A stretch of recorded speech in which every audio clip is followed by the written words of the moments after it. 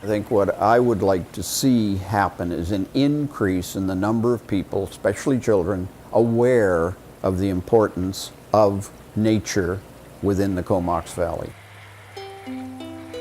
One of the primary organizations that most of us gather information for is with Bird Studies Canada. It's a national nonprofit organization that coordinates various surveys. We even do counts for dead birds, walking beaches to try to determine whether we are getting dead birds on the beach. And then if we have an environmental catastrophe of some sort, we really can measure that.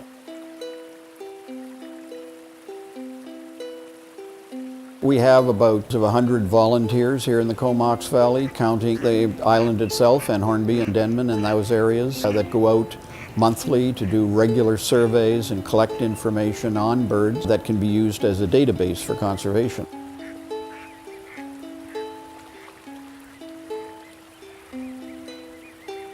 But the general understanding of what's happening out there can and is being done by the informed and interested public. It's the most important thing about birding, is to have fun.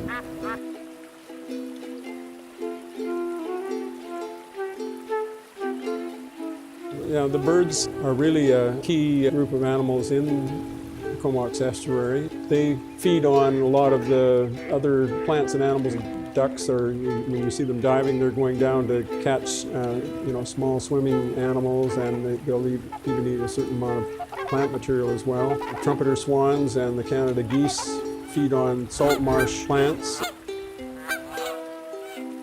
You have a huge range of ducks and geese and swans that use the area. There are other waterfowl scoters that actually dive for clams and mussels. They're shellfish eaters. So you have quite a few different type of diets that are fulfilled within the estuary.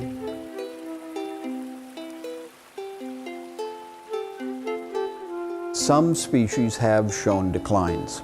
We're particularly seeing some declines in some of the water birds. Western grebe, we used to have thousands. They've had probably 90 to 95% decline.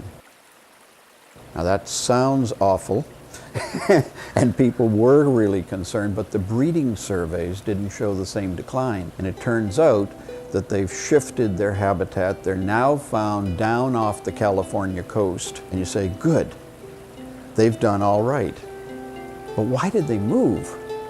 They moved probably because we've lost the food fish that they were feeding on here.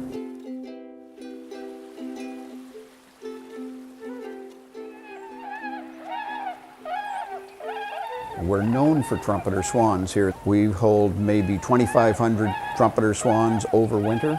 We go out actually weekly. We go out, count the swans at the same hour, get together for coffee afterwards. You've got to have the social benefit. It's really important.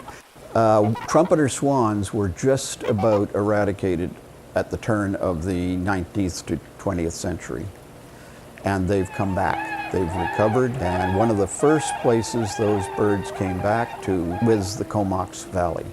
It's an extremely rich area from fish resources, bird resources, plants, and other wildlife. That means that that is one of our greatest assets. An icon for us here on the coast is the Harlequin Duck. It's a beautiful bird, and we have one of the highest concentrations. They don't breed here. They go to the mountains, and they come here to the coast for the winter, for the food that they get from the northern Salish Sea.